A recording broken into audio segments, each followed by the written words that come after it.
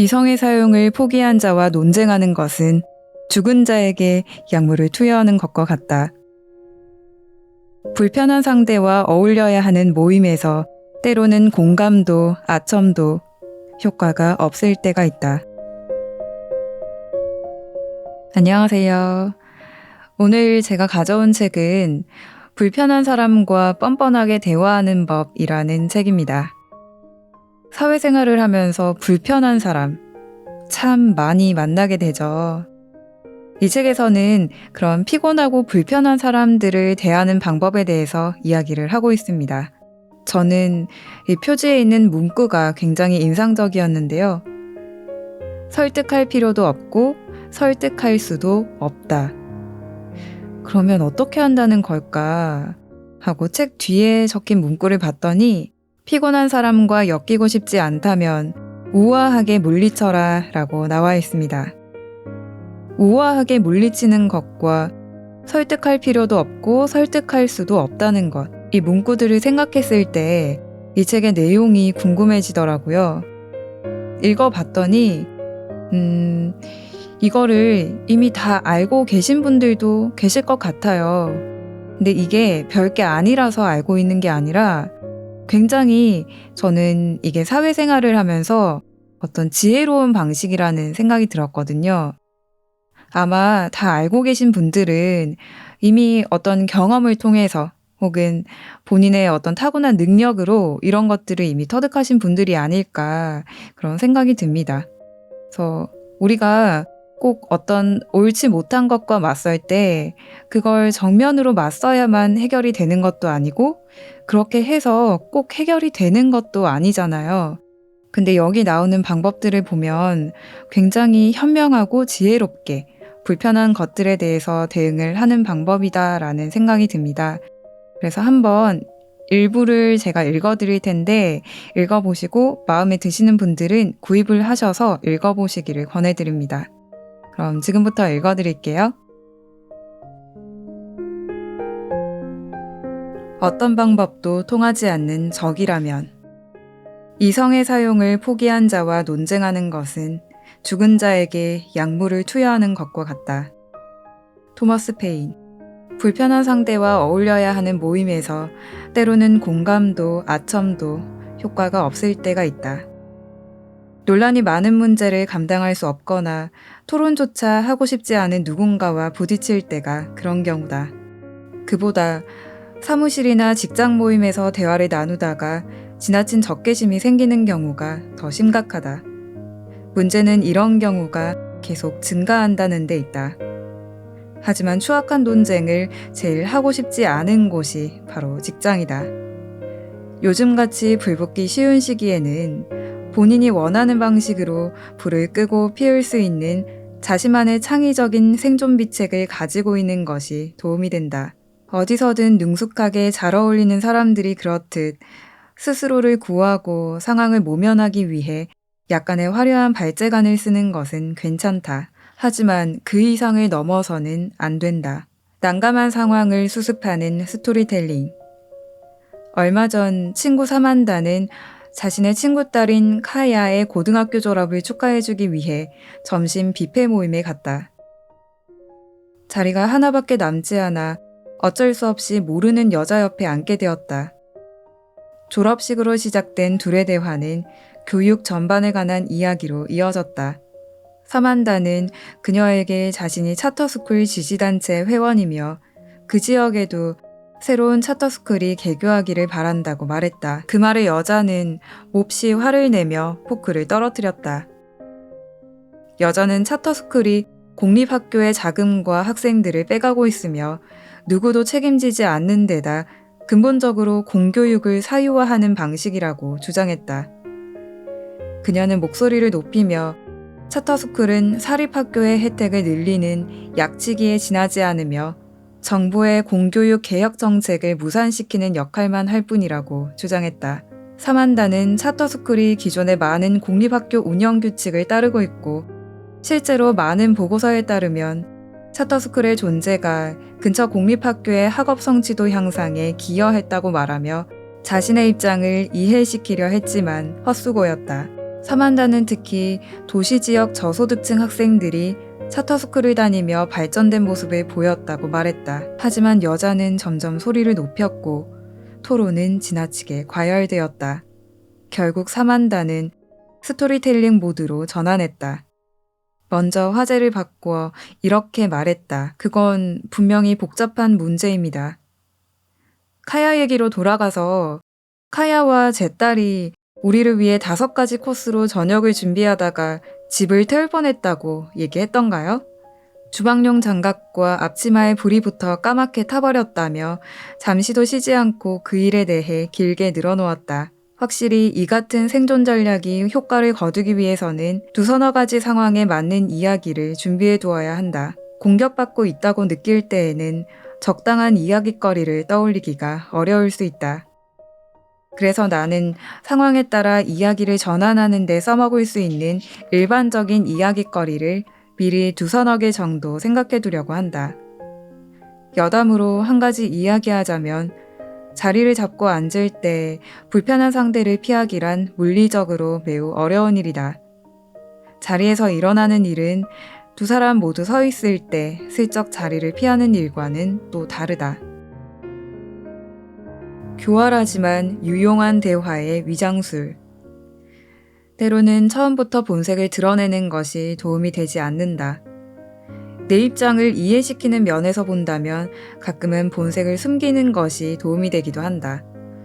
대부분의 사람들은 반대편과 맞닥뜨렸을 때 자신도 모르는 사이에 더 많이 반응하고 더 많이 자기 변호를 하며 더욱 완강히 자신의 관점을 고수하려는 경향이 있다. 대화의 위장술 이면에는 상대방과 관계를 맺기 위해 그들의 관점으로 옮겨간 뒤에 이상적으로는 그들을 우리의 입장으로 슬며시 데려온다는 생각이 있다. 어떻게 보면 처음에는 거짓말을 하는 것이나 다름없으니 다소 교활하다고 할 수 있다. 하지만 종종 생각의 전환을 시도할 때 이 방법은 매우 유용하다. 그러다 보면 사람들이 경계를 늦추는 경향이 있다. 한 가지 예로 여러분이 프레킹을 강력하게 반대한다고 해보자. 누군가와 대화를 시작했는데 상대방이 프레킹을 전적으로 찬성하는 입장임을 처음부터 눈치챘다. 다음은 대화의 위장술을 사용하고 있는 가상의 대화다. 저는 프레킹의 위험성에 대해 떠들어대는 사람들을 참을 수가 없어요. 제 동생이 프레킹이 지역 경제에 큰 도움이 된다고 하더라고요. 그곳은 천연가스의 아주 훌륭한 공급원이죠. 천연가스가 없다면 석탄을 더 많이 태워야 합니다. 그러면 사람들은 그것에 대해 불평하겠죠. 맞아요. 많은 사람들이 전체 그림을 보지 못하는군요. 남자는 상대방이 적이 아니라고 생각해서 차분해진다. 제 말은 깨끗한 에너지 같은 건 없어요. 모든 에너지 추출 과정에는 위험이 따르기 마련이죠. 네, 제가 듣기로는 프래킹이 때로는 지진을 유발한다고 하더라고요. 하지만 대체로 작은 지진이겠죠. 어쨌든 다른 나라에서 수입하지 않아도 되는 에너지가 필요한 건 분명합니다. 맞습니다. 제 말은 많은 사람들이 프래킹에 지나치게 반대한다는 겁니다. 곳곳에서 시위를 벌이고 있죠. 하지만 겨울철 난방에 필요한 연료가 있으면 분명 좋아할걸요? 물론이죠. 프래킹 작업이 진행되는 지역 근처에 사는 주민들의 건강 문제에 대해 많은 주장들이 있지만 말이에요. 인정하기 싫지만 사실 그들의 주장이 꽤 일리가 있는 것 같아요. 게다가 주방 싱크대에 물을 받아 불을 지르는 몇몇 비디오를 보니 끔찍하던걸요? 당신도 보셨죠? 걱정은 좀 되네요. 글쎄요. 진짜 믿을 만한 증거가 있을진 모르겠지만 생각해보면 이 나라가 새로운 것을 발명해내는 능력도 뛰어나고 또 많은 사람들이 우주를 기반으로 한 태양열 발전이라든가 풍력, 조력과 같은 것들을 개발 중에 있으니 프래킹보다 인간과 지구에 덜 해로운 무언가를 찾을 수도 있지 않을까요? 이의를 제기하는 가장 우아한 방법. 수년 전 나는 한 영업교육 세미나에 참석했었다. 그 워크숍에서 들은 판매 전략 가운데 딱 한 가지가 마음에 와닿았다. 바로 일시정지였다. 일시정지 전략은 특히 전화로 누군가에게 무언가를 판매하고자 할 때 특정 시점에 이르러 말을 멈추는 것이다. 완전히. 상대방이 무슨 말을 하든지 간에 말을 하다가 완전히 침묵 속에 있어야 한다. 침묵은 사람들을 매우 불편하게 만들고 사람들로 하여금 공백을 채우기 위해 계속 말을 하게 한다. 이런 식으로 물건을 사게끔 하는 것이다. 1년 전쯤 한 친구의 초대로 여러 세대가 함께 모인 자리에 갔다가 다시 한번 이 전략을 사용하게 되었다. 그날은 새해 첫날을 맞아 브런치를 먹는 자리였고 나는 안주인과 아주 가까운 사이로 초대받은 몇 안 되는 외부인 가운데 하나였다. 대략 20명 정도의 사람들이 모여 있었고 그 중에는 나이가 많은 친척분과 사촌들도 두서너 명 있었다. 서너 명씩 둥그렇게 둘러앉아 블러디 메리를 홀짝이고 있는데 대화가 술 이름의 유래로 흘러갔다. 한창 메리 튜더에 관해 이야기하던 중에 친척 가운데 75세의 한 남자가 로저스와 해머스타인의 뮤지컬 남태평양에 등장하는 블러디 메리라는 인물을 언급하며 인종차별적인 발언을 했다. 여기서 그가 한 말을 언급하지는 않겠다. 그는 농담으로 한 말이었지만 전혀 재미있지 않았다. 내 생각으론 우리 테이블에 앉아있던 한두 명 정도가 웃는 척을 했던 것도 같다. 그는 내 맞은편에 앉아있었고 그 말을 하면서 나를 쳐다보았다. 그전까지 그가 하는 말에 미소로 반응했기에 내가 수용적인 청중이라고 생각했던 모양이었다. 나는 몹시 놀랐다. 한편으론 그를 꾸짖고 밖으로 불러내 인종차별주의자라고 말하고 싶었다. 하지만 친구의 가까운 사람들이 모인 자리에서 그런 행동은 적절하지도 바람직하지도 않다고 생각했다. 그럼에도 불구하고 어떤 식으로든 그런 발언은 해서는 안 된다고 알려주고 싶었다. 그래서 나는 그를 비난하는 의미로 조금도 웃지 않았다. 그의 시선을 외면한 채 정면을 응시했고 아무 말도 하지 않았다. 어색한 침묵이 흐르자 그는 장난처럼 나를 쿡쿡 찌르더니 어떤 사람들은 내 말이 불쾌하다고 생각할지도 모르겠군요. 라고 말했다. 하지만 이번에도 나는 아무 말도 하지 않았다. 이러한 행동을 무시라 부르는 데에는 그럴 만한 이유가 있다. 침묵은 매우 강력하다.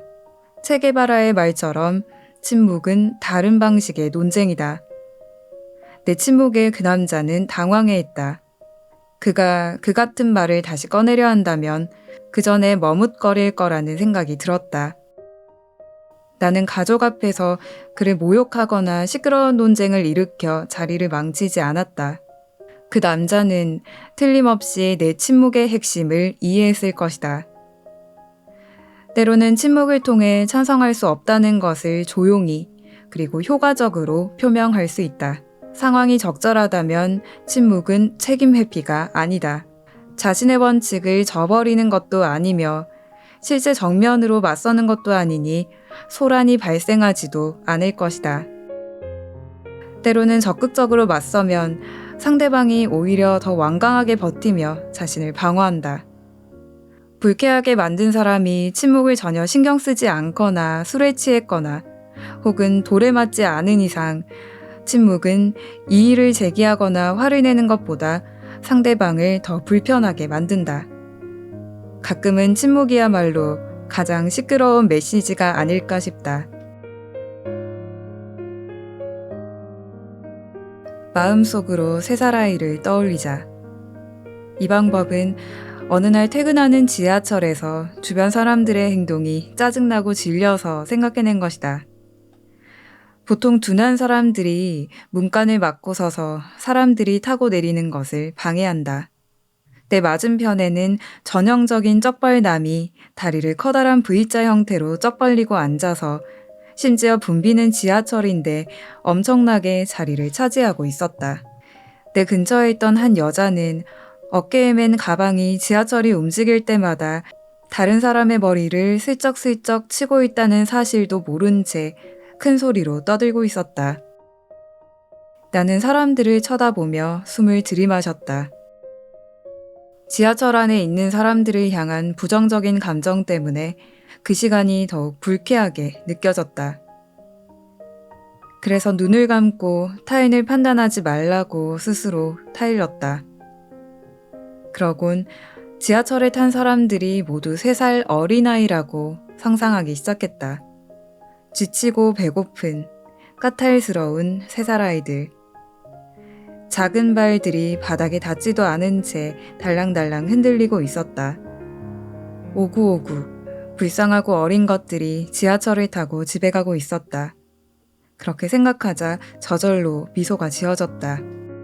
만약 모임에서 주변 사람들이 순간 너무 추잡해 입에 담기도 싫은 것들을 마구 쏟아내고 있다면 이 방법이 딱 좋은 속임수다. 마음속으로 이렇게 생각해보자. 이 까탈스러운 3살 아이들 좀 보라지. 다들 잘 시간이 지났나 보군. 자, 어떠셨나요? 제가 읽어드릴 내용은 여기까지입니다. 저는 이 책을 읽으면서 가장 크게 들었던 생각이 앞에도 말씀드렸지만 지혜롭게 현명하게 대처하는 방법이라는 생각이 가장 많이 들었습니다. 도움이 좀 되셨으면 좋겠네요. 저는 다음에 또 좋은 책으로 찾아뵙겠습니다. 좋은 밤 되세요.